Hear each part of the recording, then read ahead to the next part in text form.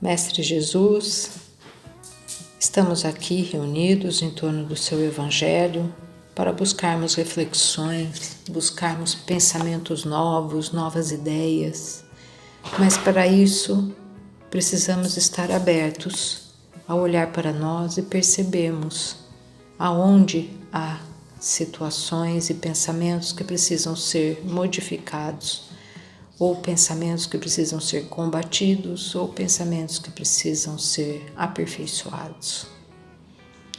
Nos ajude a olharmos para nós na noite de hoje, que nós estejamos aqui humildemente colocados, humildemente buscando quem somos verdadeiramente, quais são as nossas iniquidades, e não tenhamos vergonha disso, mas sim estejamos aptos e prontos para combater a nós mesmos. Obrigado, Pai, por essa nova oportunidade. Que assim seja. Capítulo 14. Honra teu pai e tua mãe. Piedade filial. Tu conheces os mandamentos: não mates, não cometas adultério, não roubes, não levantes falso testemunho, não defraudes ninguém. Honra teu pai e tua mãe. Marcos capítulo 10, versículo 19. Lucas capítulo 18, versículo 20. Mateus capítulo 19, versículo 19. Honra teu pai e tua mãe, para viveres muito tempo na terra que o Senhor teu Deus te dará. Decálogo, Êxodo capítulo 20, versículo 12. O mandamento honra teu pai e tua mãe é uma consequência da lei geral de caridade e de amor ao próximo, pois não se pode amar ao próximo sem amar a seu pai e sua mãe. Mas a palavra honra contém um dever a mais para com eles, o da piedade filial. Deus quis mostrar, através disso, que é preciso acrescentar ao amor o respeito, a atenção, a submissão e a condescendência, o que implica a obrigação de cumprir para com eles e de uma maneira ainda mais rigorosa tudo o que a caridade determina em relação ao próximo. Esse dever estende-se naturalmente às pessoas que estão na posição de pai e mãe e que, por isso, tanto mais merecimento têm quanto menos obrigatório é seu devotamento aos filhos. Deus sempre pune de maneira rigorosa toda violação desse mandamento. Honrar seu pai e sua mãe não é apenas respeitá-los, é também assisti-los na necessidade, é proporcionar-lhes o repouso na velhice, é cercar-lhes de solicitude, como fizeram por nós na infância. Sobretudo, para com os pais sem recursos, mostra-se a verdadeira piedade filial. Satisfazem esse mandamento aqueles que, dando aos pais a justa medida com que não morrerão de fome, acreditam fazer um grande esforço, ao passo que eles mesmos de nada se privam, relegando-os aos mais ínfimos redutos da casa, para não deixar-lhes na rua, enquanto reservam para si o que há de melhor, de mais confortável. Felizes ainda quando não agem de má vontade e má vontade não os fazem pagar o tempo que lhes resta de vida, encarregando-os das fadigas domésticas. Cabe aos pais, velhos e fracos, serem os servidores dos filhos jovens e fortes? A mãe regateou seu leite quando eles estavam no berço? Contou suas vigílias quando estavam doentes? Seus passos para lhes proporcionar o que necessitavam? Não é apenas o estritamente necessário que os filhos devem a seus pais pobres. São também, quanto o possam, as pequenas doçuras do supérfluo, as prevenções, os cuidados delicados, que são apenas a renda daquilo que um dia receberam, o pagamento de uma dívida sagrada. Somente nisso está a piedade filial aceita por Deus. Infeliz, pois, daquele que esquece o que deve aos que o sustentaram em sua fraqueza, que, com a vida material, deram-lhe também a vida moral, e que muitas vezes se impuseram duras privações para assegurar-lhe o bem-estar. Infeliz do ingrato, pois será punido pela ingratidão e o abandono. Será ferido nas suas mais caras afeições, quiçá desde a vida presente, mas certamente numa outra existência na qual suportará o que fez os outros passarem. É certo que alguns pais ignoram seus deveres e não são para seus filhos o que deveriam ser, mas cabe a Deus puni-los e não aos filhos. Não cabe a estes repreendê-los, porque talvez eles próprios tenham merecido que fosse assim. Se a caridade estabelece como lei devolver ao mal o bem, ser indulgente com as imperfeições do outro, não maldizer o próximo, esquecer e perdoar os erros, amar até aos inimigos, quanto essa obrigação não é maior em relação aos pais. Os filhos devem tomar como regra de conduta com os pais, portanto, todos os preceitos de Jesus com relação ao próximo. E pensar que todo procedimento censurável com estranhos é mais censurável ainda com os que são próximos, o que seria apenas uma falta. No primeiro caso, pode tornar-se crime no segundo, porque então se acrescenta a falta de caridade, a ingratidão. Deus disse: honra teu pai e tua mãe, a fim de viveres muito tempo na terra que o Senhor teu Deus te dará. Por que promete como recompensa a vida na terra e não a vida celeste? A explicação está nessas palavras que Deus te dará, suprimidas na forma do decálogo, o que lhes desvirtua o sentido. Para compreender essas palavras, é preciso reportar-se à situação e às ideias dos hebreus na época em que foram ditas. Eles ainda não compreendiam a vida futura. Sua vida não se estendia além da vida corporal. Portanto, eram mais intensamente tocados pelo que viam do que pelo que não viam. Por isso, Deus lhes fala numa linguagem de seu alcance. E, como para crianças, dá a eles a perspectiva daquilo que pode satisfazê-los. Estavam então no deserto. A terra que Deus lhes dará era a terra prometida, objetivo de suas aspirações. Não desejavam mais nada. Deus também lhes diz que viverão um longo tempo, isto é, que possuirão esta terra por muito tempo, se observarem seus mandamentos. Porém, à época da vinda de Jesus, as ideias já eram mais desenvolvidas, tendo chegado o momento de dar-lhes um alimento menos grosseiro. Ele os inicia na vida espiritual, dizendo-lhes: meu reino não é deste mundo, e lá, e não na terra, que recebereis a recompensa de vossas boas obras. Com essas palavras, a terra prometida material transforma-se em uma pátria celeste. Também, quando os chama a observação do mandamento: honra teu pai e tua mãe. Não é mais a terra que lhes promete, mas o céu. Capítulos 2 e 3. Então vamos lá, vamos conversar sobre um tema que às vezes traz pra gente, né, algumas dificuldades, algumas lembranças, né, e muitas vezes pega cada um de nós nos pontos que a gente mais necessita trabalhar, tá? Porque é comum das relações humanas a gente ter as discussões, ter as desavenças, né? A gente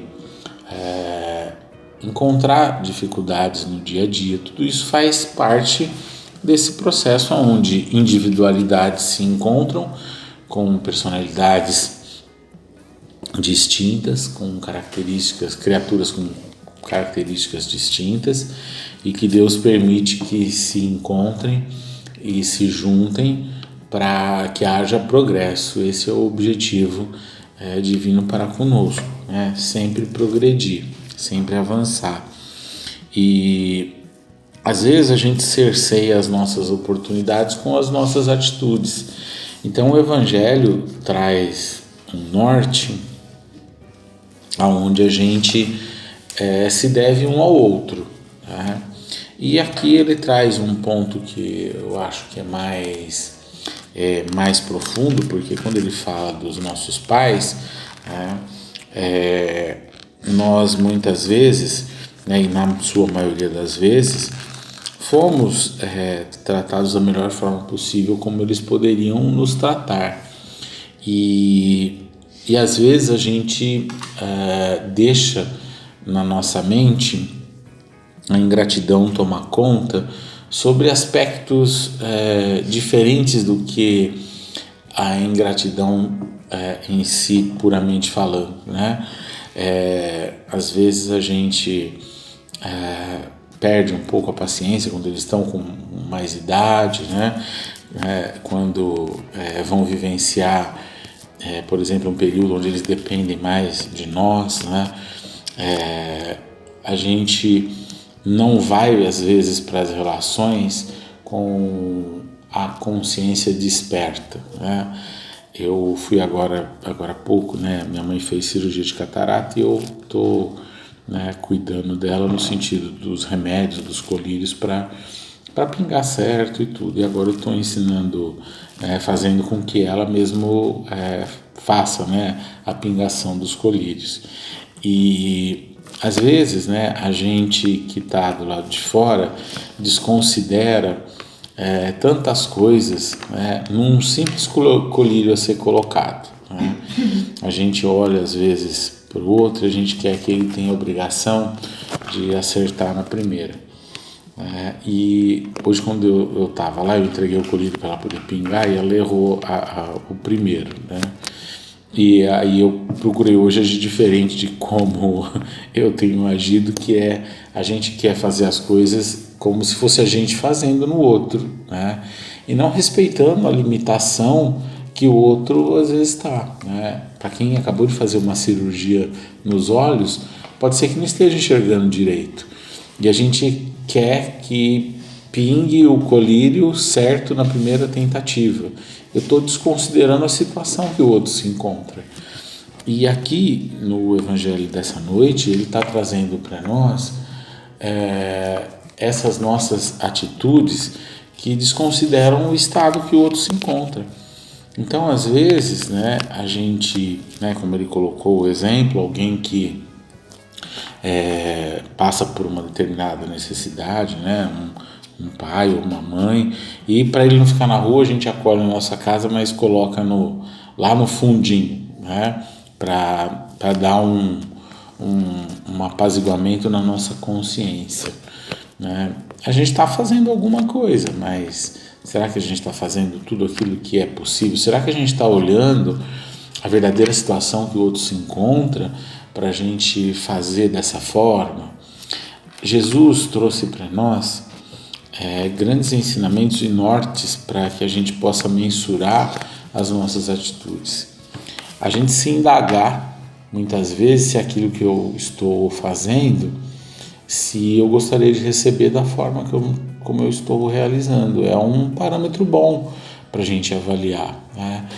Porque é importante a gente levar para nossa mente esses freios, porque eles vão amolecendo o nosso coração que está cristalizado, né? Às vezes a gente passa por, né, a gente que está trabalhando, né, está profissionalmente ativo e às vezes precisa cuidar de uma pessoa que está tá doente ou passou por uma cirurgia, não importa, e às vezes a gente está com os problemas no trabalho, a gente leva essas coisas para uma hora que a relação não tem nada a ver com aquilo que a gente está fazendo, né? A gente precisa aprender a ter essa separação, a frear esse impulso que às vezes faz com que aqueles que nos amam profundamente sejam às vezes até maltratados pelas nossas atitudes. E o maltrato não significa que vai bater, né? Não é nada disso, né? Mas o maltrato é isso que ele coloca aqui, do que Deus quis mostrar que é preciso acrescentar ao amor o respeito, a atenção, a submissão e a condescendência. Obviamente que ele está colocando aqui submissão, ele não pode interpretar que a gente tem que ser submisso no sentido da palavra de que o outro vai mandar em nós, mas a submissão no sentido de que a gente vai servir ao outro, a gente vai se submeter às necessidades do outro, né? Então naquele momento, às vezes a criatura não tem nem consciência do que ela está fazendo e a gente acaba ignorando, né, essa situação. Mas ele coloca aqui como primeira palavra o respeito. O respeito é algo que é muito amplo, né? É uma discussão que a gente levaria algumas horas para conversar sobre a questão de respeito, né? Porque o respeito não é simplesmente você abaixar a cabeça, né? O respeito é a consideração, ela é uma consequência de uma relação onde a gente consegue adentrar as necessidades do outro, sabe dessas necessidades, mas age da forma correta. Muitas pessoas confundem o respeito com essa submissão que ele está colocando aqui, da gente ser conivente com tudo que muitas vezes está equivocado, né? E Deus jamais faria isso conosco, porque aí existiria a ausência da caridade. Então, as nossas relações, nós temos que agir com caridade, né? E a caridade ela tem que estar presente nos dois lados da relação. Aquele que tem uma maior compreensão sobre isso, obviamente, ele é mais responsável por estabelecer esse processo caritativo, mas todos nós vamos caminhar para isso. Tanto que ele traz o exemplo aqui dos pais que agiram de forma errada com os seus filhos e que a justiça divina vai providenciar o reajuste. Então eu vejo que quando ele está trazendo aqui para nós essa compreensão de amor, de respeito, atenção, submissão, a gente tem que compreender que muitas vezes a gente age com os nossos pais, age não só com os nossos pais, mas com outras pessoas que às vezes a gente vai cuidar de forma equivocada, buscando às vezes reparação de coisas do passado, né? De situações do passado. Então a gente tem que tomar muito cuidado porque muitas vezes a gente é movido por esses sentimentos que estão desequilibrados na nossa intimidade e a gente às vezes aproveita a situação para buscar um reparo, né, para receber aquilo que a gente até então não recebeu. E isso nos afasta da caridade, né, que ele está colocando aqui para nós. Então, a gente tem que fazer esse estudo da caridade em nós, fazer esse estudo do respeito em nós, para a gente compreender como que a gente está realizando com o outro. Muitas vezes a gente não respeita o outro porque a gente sequer se respeita, né? E essas situações, elas levam ao endurecimento do nosso coração. Elas trazem para nós dificuldades que fazem com que esse endurecimento a gente trate não somente os nossos pais, mas a todos aqueles no nosso entorno de forma abrutalhada, com desrespeito, né? Hoje eu estava observando o dia, as situações que eu vivenciei, e a gente vê como as criaturas estão cada dia mais adoentadas, aonde o encrudecimento da intimidade das criaturas tem feito com que elas busquem simplesmente resolver os seus problemas e ignorem que do outro lado tem uma criatura que não em características igual a ela, mas é uma criatura semelhante a ela. E se ela sente dor, a outra criatura também sente dor. Então a gente vê como a gente adentra muitas vezes a situações de martírio impostas por nós mesmos, né? Então, quando a gente reconhece a bondade, a justiça divina, a gente sabe que isso um dia vai ter termo. E um dia essas criaturas que agem dessa forma, não pela nossa mão, mas pelas leis divinas, vão ser colocadas em situações de reajuste. Agora, a nós cabe fazer o melhor possível daquilo que a gente já conhece, né? Porque às vezes a gente foi maltratado na infância. A gente maltratar, né, aquele pai, aquela mãe na velhice, a gente está se vingando e a gente está buscando o pagamento para aquilo que a gente vivenciou quando não nos compete fazer isso, né? Então, essa questão que ele traz aqui para nós, de que isso nos eleva, né? Porque ele coloca que a gente, obviamente, busca, né, um bem-estar espiritual futuro.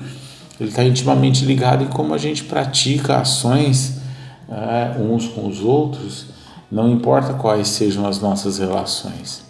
As relações mais próximas são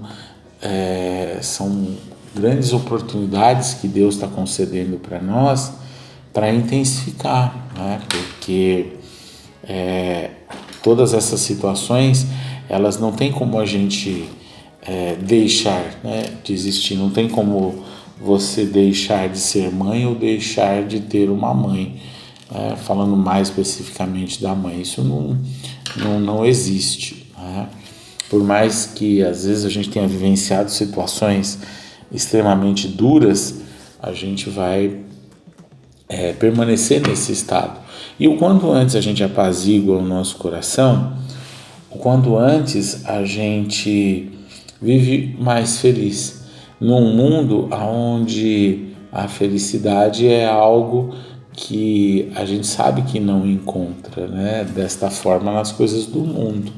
A gente vai encontrar a felicidade nas coisas de Deus. Então, se a gente atende aos mandamentos, se a gente faz a nossa parte, faz aquilo que nos cabe, não importa se o outro está errando ou não, vamos fazer a nossa parte. E aqui, obviamente, mais específico, falando com os nossos pais, né? Porque a justiça divina, ela se estabelece mais cedo ou mais tarde. Então, se a gente não cumpre com a parte que é possível para nós, a gente, obviamente, está semeando dificuldades futuras para nós mesmos. Então, a gente olhar para as nossas relações, não só para os pais e para as mães, porque às vezes a gente já não os tem mais encarnados, mas observar todas as nossas relações, porque aqui ele traz um ponto focal, mas óbvio, né? A gente está treinando as nossas mentes para que a gente possa expandir os limites. Então, a gente tem que ter, como ele falou aqui, né? A gente tem que fazer acréscimos a esse nosso amor, trabalhando o respeito, trabalhando a atenção, isso quaisquer que sejam as relações que nós venhamos a ter, porque a gente tem o dever de proliferar o bem. Então, qualquer atitude que a gente possa realizar que permita que nós estejamos agindo no bem, sejamos piedosos, né? Sendo criaturas que realmente conhecem o que é ser cristão, onde o cristianismo abriu essa porta para todos nós e a gente vai adentrar por ela.